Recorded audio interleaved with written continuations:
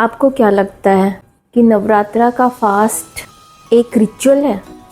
लेकिन सच ये है कि ये 9 डेज़ हमारा बॉडी फैट बर्निंग मशीन बन जाता है अगर आप फास्ट रखते हो तो हम समझते हैं इसके पीछे की साइंस क्या है, और साथ में मैं आपको 2 रेसिपीज़ भी बताऊंगी जो कि बहुत ही इजी होने वाला है, जो आप अपने नवरात्रा के फास्ट के टाइम पे बना सकते हैं।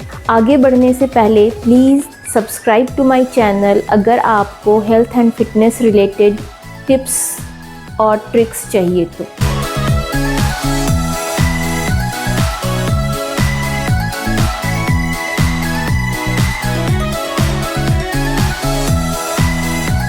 नवरात्रा स्टार्ट हो रहा है तो मैंने सोचा क्यों ना कुछ ऐसी चीज़ें बनाई जाए जो फास्ट में भी खाया जा सके। तो इसके लिए लिया है मैंने मखाना, जिसको फॉक्सनट भी बोलते हैं ये, एंड देन मैंने लिया है नट्स और सीड्स। तो ये मिक्स है, अगर आप देखेंगे तो इसमें सीड्स भी हैं ये सारे।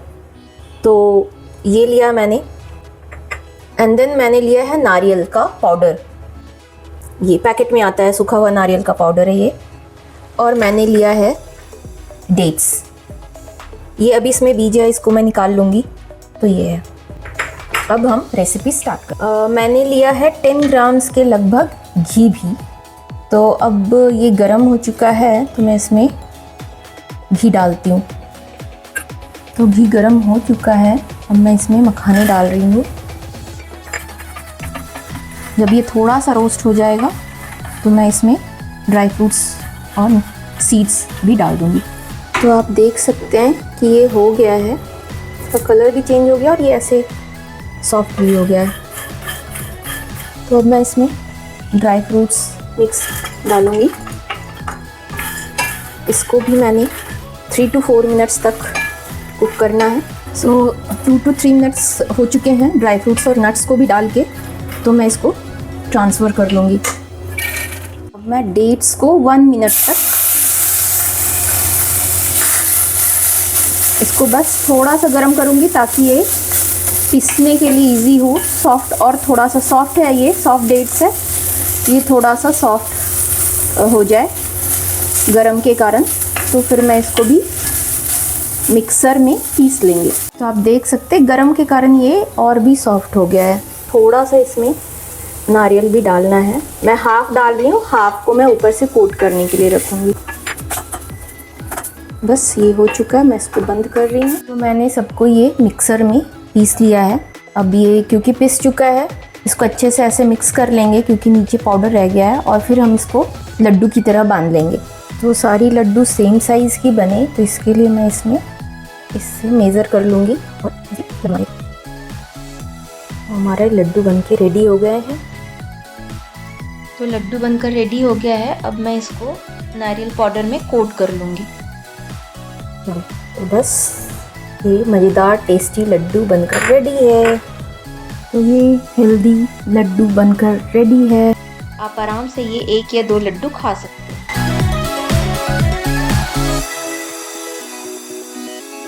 तो जब हम फास्ट करते हैं तो सबसे जो पहला मैकेनिज्म है वो है कैलोरी रेस्ट्रिक्शंस। तो जब हम फास्ट करते हैं हम ग्रेन्स बंद कर देते हैं, हम प्रोसेस्ड फूड लेना बंद कर देते हैं। इससे होता ये है कैलोरी डेफिसिट में चले जाते हैं हम, क्योंकि हम कम खा रहे होते हैं।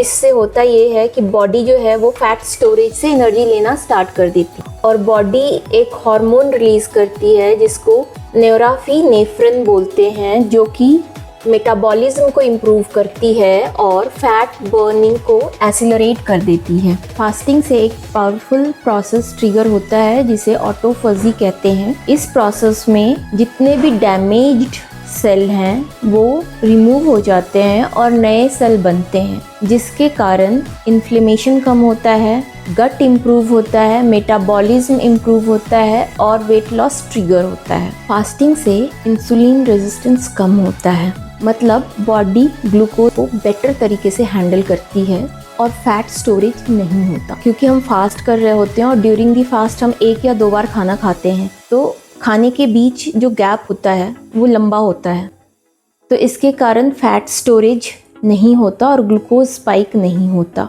तो ये बेस्ट है प्री डायबिटिक वालों के लिए। इससे मेटाबॉलिज्म इम्प्रूव होता है और फैट लॉस अच्छे से होता है। तो मैं मखाना शेक बना रही हूँ। उसके लिए मैंने 10 ग्राम्स मखाना लिया है, ये 20 grams dry fruits and nuts हैं एंड 150 ml मिल्क है और ये 2-3 स्ट्रेन केसर के हैं। हम इन सबको एक बाउल में फुलने देंगे, सोक करके रखेंगे हाफ एन आवर।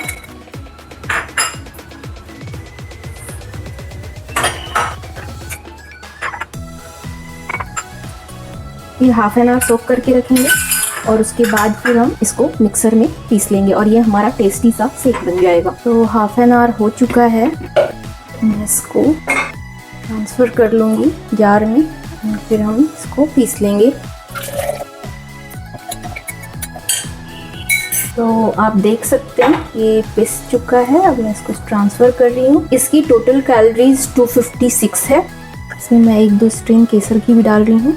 तो आप इसको आराम से as a mid meal fast के टाइम पे भी ले सकते हैं और वैसे भी ले सकते हैं, क्योंकि ज़्यादा कैलोरीज नहीं है इसमें। इसका टोटल कैलोरीज 256 है।